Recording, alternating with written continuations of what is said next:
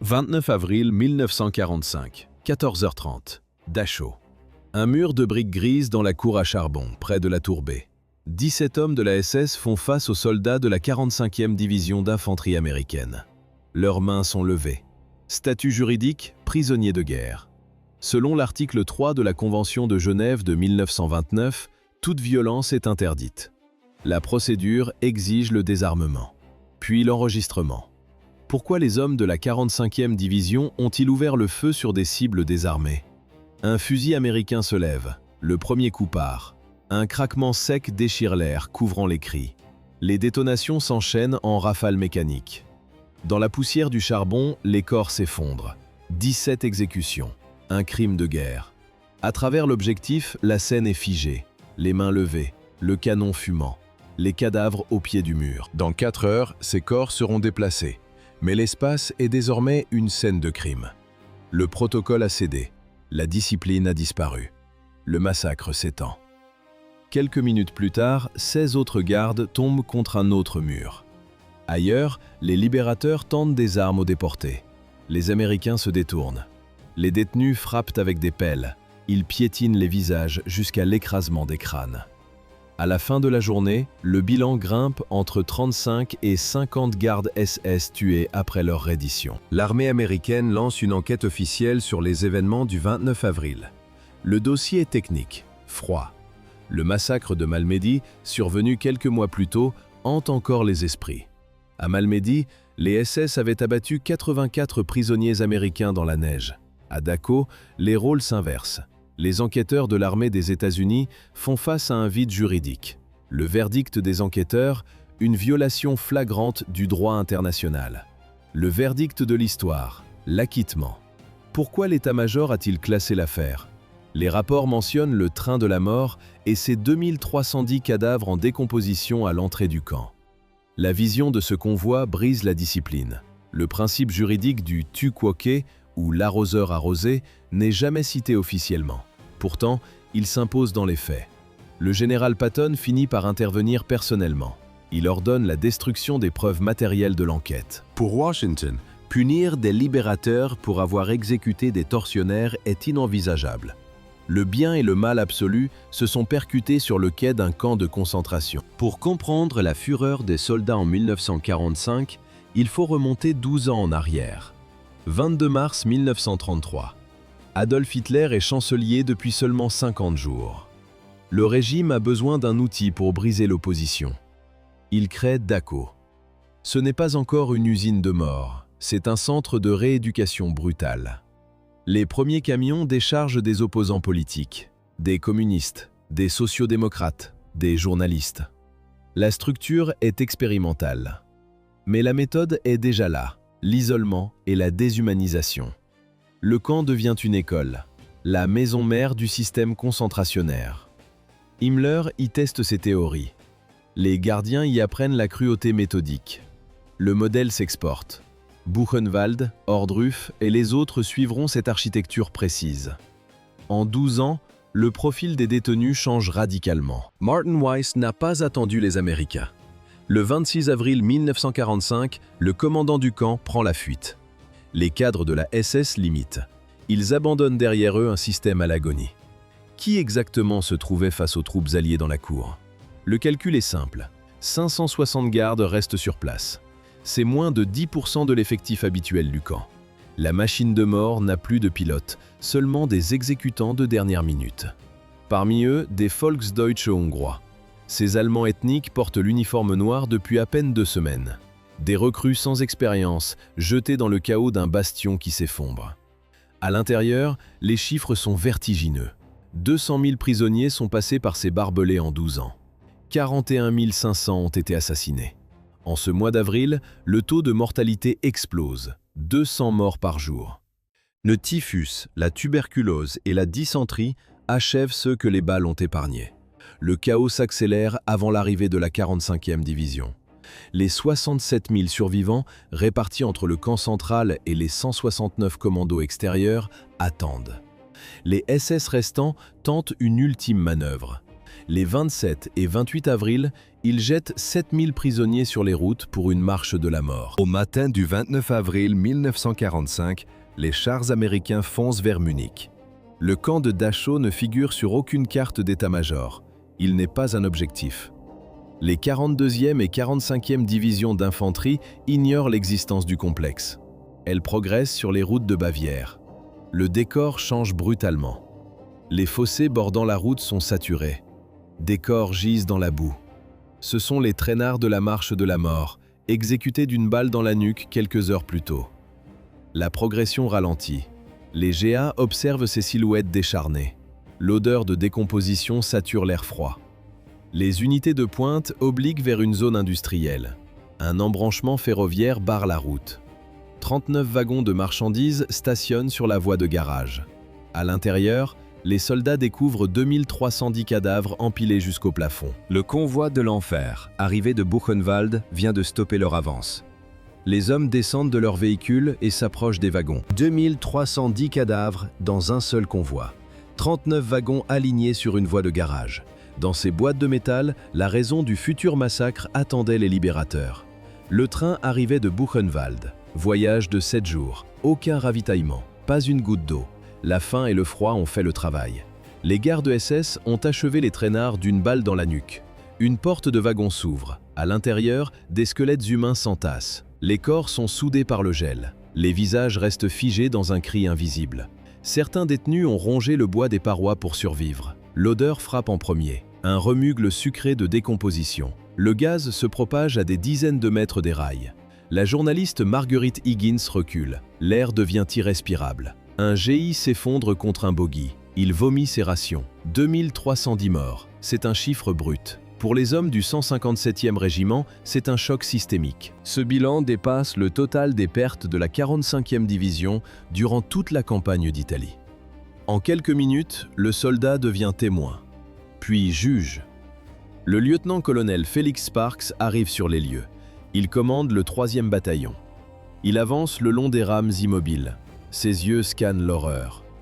Les 2000 prisonniers survivants du camp attendent, prostrés.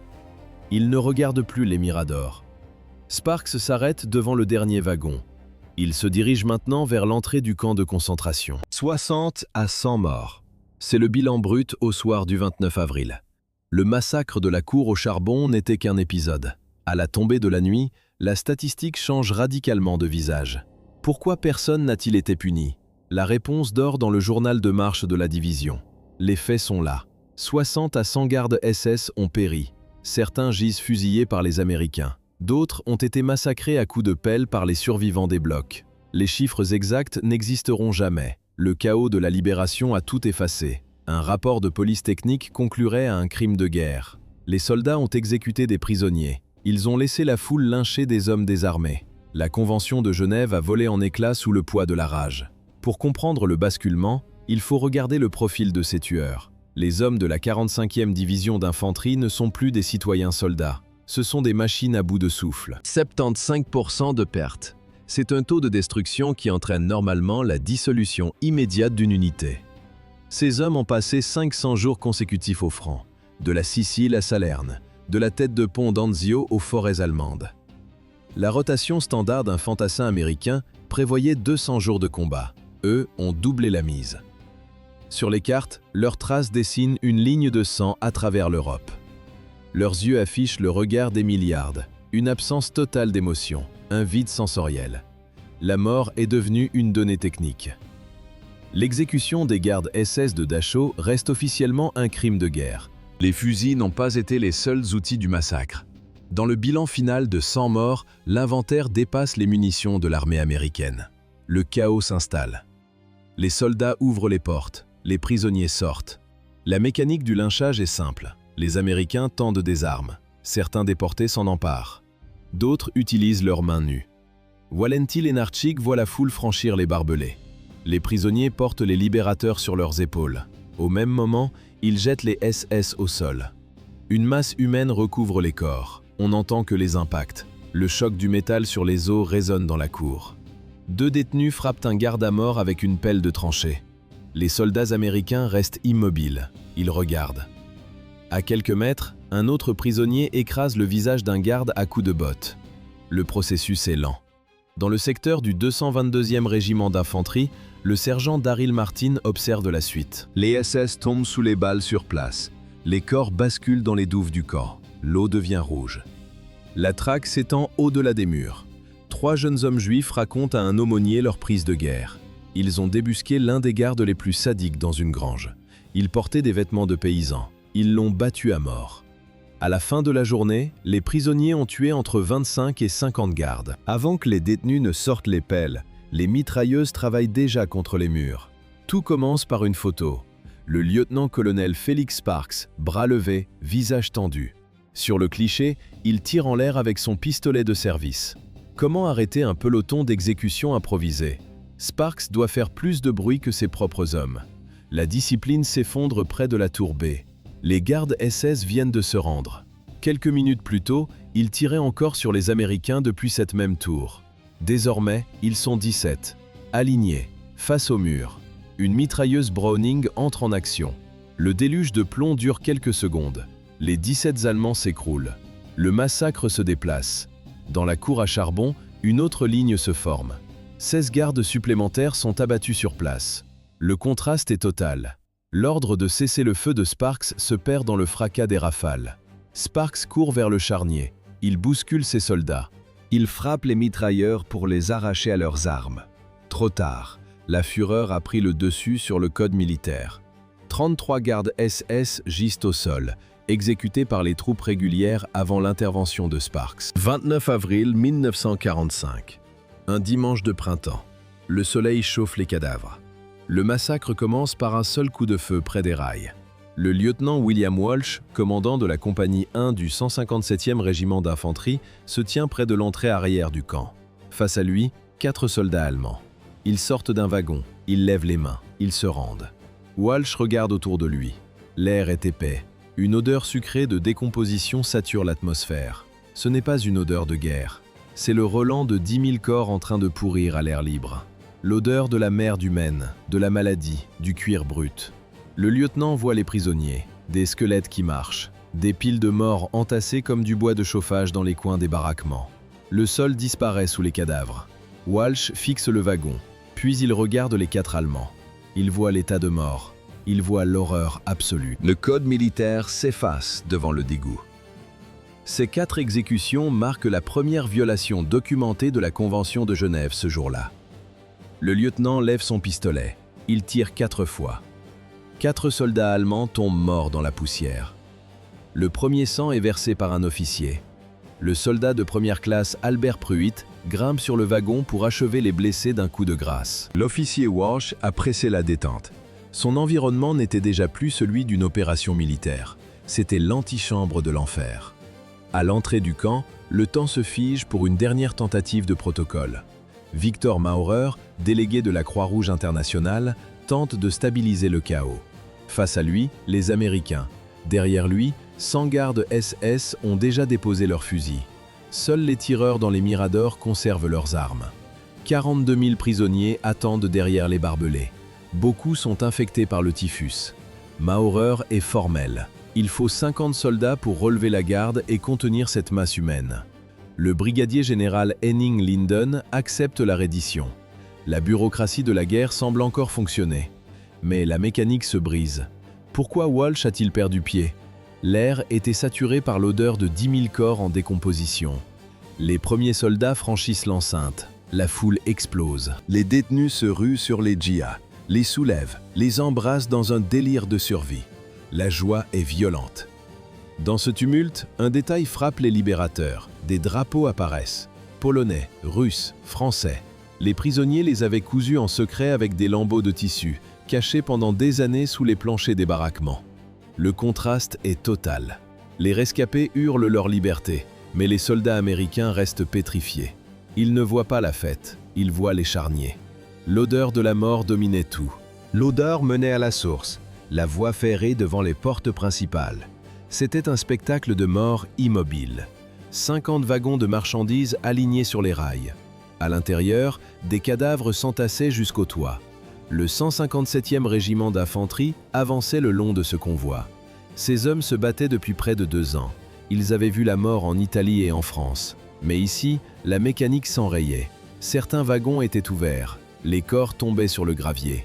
Les soldats du 3e bataillon fixaient ces visages décharnés. Le lieutenant-colonel Felix Sparks marchait en tête. Son unité, rattachée à la 45e division, ne reculait plus devant rien. Pourtant, devant ce train, ces hommes s'arrêtaient. L'horreur devenait physique. L'infanterie atteignit enfin l'entrée principale. Au-dessus des têtes, une arche en fer forgé. L'inscription « Arbeit macht frei » se découpait sur le ciel.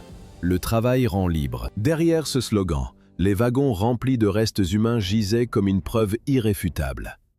Felix Sparks nota plus tard que ces vétérans ne pouvaient plus supporter cette vue. Ce document apparaîtra 1 mois après les exécutions. Son sort décidera de tout. 8 juin 1945. Un dossier circule dans les hautes sphères du commandement allié. Son titre, Rapport d'enquête sur les mauvais traitements présumés des gardes allemands à Dachau. Le rapport IG. Qui a arrêté la justice? Le général George Patton en personne. L'enquêteur Joseph Whittaker travaille avec précision. Il interroge les témoins. Il analyse les clichés pris sur le vif. Il compile les preuves. Les faits sont là, gravés sur le papier. Le lieutenant William Walsh a ouvert le feu le premier. La scène se passe dans un wagon de marchandises. 4 soldats allemands s'écroulent sous ses balles. Le soldat Albert Pruitt s'approche des corps. Il achève les blessés d'une balle dans la tête. C'est le coup de grâce. L'enquête désigne les coupables. Des soldats américains ont participé aux exécutions dans la cour à charbon et près de la tour B. 21 gardes SS ont péri après leur reddition. Les charges tombent. Le lieutenant-colonel Felix Sparks et ses hommes risquent la cour martiale. Mais le dossier arrive sur un bureau spécifique. Celui du gouverneur militaire de la Bavière. George Patton dispose alors d'une autorité juridique absolue sur la zone. Patton observe les feuillets. Une odeur d'encre fraîche et de papier officiel remplit la pièce. Le général ne voit pas des criminels de guerre, mais ses propres soldats. Il saisit le rapport. Il annule l'intégralité des poursuites. Aucun procès, aucune condamnation. George Patton a classé l'affaire sans suite. Les excuses de Felix Sparks n'effacent pas le droit. Le 3 mai 1945, la machine judiciaire se met en marche, 4 jours seulement après l'ouverture des portes de Dachau. L'émotion des soldats face à l'horreur n'est plus le sujet. La Convention de Genève de 1929 est formelle. Elle interdit l'exécution sommaire de tout prisonnier de guerre ayant déposé les armes. Peu importe les crimes de l'ennemi, peu importe l'odeur des cadavres ou le choc des libérateurs. Un soldat qui se rend ne peut pas être abattu, c'est la règle. Le sous-colonel Joseph Whittaker prend l'affaire en main. Il est inspecteur général adjoint de la 7e armée. Son rôle est technique, recueillir les témoignages, fixer la chronologie, isoler les preuves. Whittaker interroge ceux qui ont vu les exécutions de la zone des Charbonnières. Son enquête dure 5 semaines. Le rapport officiel sort le 8 juin 1945. L'enquêteur Whittaker s'appuie sur des documents, mais les soldats du 29 avril 1945 font face à une réalité physique brute. Ils atteignent Dachau. Le convoi de la mort les attend sur les rails. 40 wagons. À l'intérieur, 2310 cadavres figés dans la glace et la putréfaction. Certains ont tenté de ronger leurs propres chaussures. La porte du camp s'ouvre. L'odeur frappe en premier. Un mélange de chair décomposée et d'excréments. C'est un rempart de mort. 30 000 prisonniers encore debout ressemblent à des squelettes recouverts de parchemin. 10 000 autres corps pourrissent à l'air libre. C'est la population d'une ville américaine moyenne, rayée de la carte. Le contraste est insoutenable. Face à ces spectres, les gardes SS attendent. Ils portent des uniformes propres, repassés, gris souris. Leurs visages sont pleins. Leurs joues sont rouges. Ils sont bien nourris. Les soldats regardent les montagnes de morts, tuilent les bourreaux impeccables. Les fusils se lèvent. Quelque chose se brise net dans la psyché des libérateurs. Felix Sparks reste immobile devant ce charnier à ciel ouvert. La gâchette n'est pas pressée pour la première fois à Dachau. Le mécanisme s'enclenche 4 mois plus tôt dans les forêts gelées des Ardennes. Était-ce un simple moment d'égarement? Non. Le 328e régiment d'infanterie publie un ordre écrit. Consigne: ne faire aucun prisonnier parmi les troupes de la Waffen-SS ou les parachutistes. Exécution immédiate sur place. 1er janvier 1945, Chenogne, Belgique. Les hommes de la 11e division blindée rassemblent les captifs. 80 prisonniers de guerre, fauchés par des rafales de mitrailleuses en une seule matinée. Le sergent John Fagg observe la scène. Les soldats alignent les Allemands. Fagg comprend l'issue. Il déteste cette besogne. Les Américains font monter les traînards en haut de la colline. Ils rejoignent ceux capturés à l'aube pour mourir avec eux. Ce massacre intervient seulement 2 semaines après celui de Malmedy, où les SS avaient exécuté des Américains. La vengeance devient une procédure standard. Fin décembre 1944, la 90e division d'infanterie liquide les Waffen-SS avec une telle régularité que l'état-major doit intervenir. Le quartier général émet des ordres exprès pour stopper les exécutions. Les ordres du 328e régiment répondaient au carnage orchestré par le major SS Werner Pötschke. 17 décembre 1944, carrefour de Bonnier. Le 285e bataillon d'observation d'artillerie tombe dans une embuscade. Ce ne sont pas des combattants de première ligne, juste des observateurs et des techniciens. Après un bref échange de tirs, les Américains déposent les armes. Ils pensent la partie finie. Ils attendent dans un champ enneigé. Certains fument, d'autres plaisantent. La scène semble figée. Puis, vers 16 h, le major Werner Pötschke s'approche d'un sergent. Il prononce une phrase courte. « Tu sais quoi faire de ces prisonniers ?» Les mitrailleuses entrent en action. Le métal déchire l'air. Les corps s'effondrent sur le sol gelé. 84 prisonniers américains meurent sur le coup. Mais le massacre ne s'arrête pas là. Les SS s'avancent parmi les râles. Le silence est brisé par des détonations sèches. Un coup de feu dans chaque crâne. Les survivants de la première salve sont systématiquement exécutés à bout portant. L'odeur de la poudre se mêle au froid. La nouvelle se propage comme une traînée de poudre. Stars and Stripes, Young Magazine et Life publient les détails de l'horreur. La fureur remplace la peur. Les soldats voient leurs camarades les mains sur leur casque en signe de reddition, 1 seconde avant la rafale. Le bilan final s'arrête à 84. Malmedy devient la fracture. Ce point de bascule qui transforme des libérateurs en bourreaux. Pourquoi ont-ils cessé de faire des prisonniers? Ils étaient anesthésiés par la violence. Le 17 décembre 1944, la limite explose. Pendant la bataille des Ardennes, près de la ville belge de Malmedy, une unité de la Waffen-SS capture 113 soldats américains. Ce sont des hommes de la batterie B du 285e bataillon d'observation d'artillerie. Des observateurs, des techniciens de l'arrière.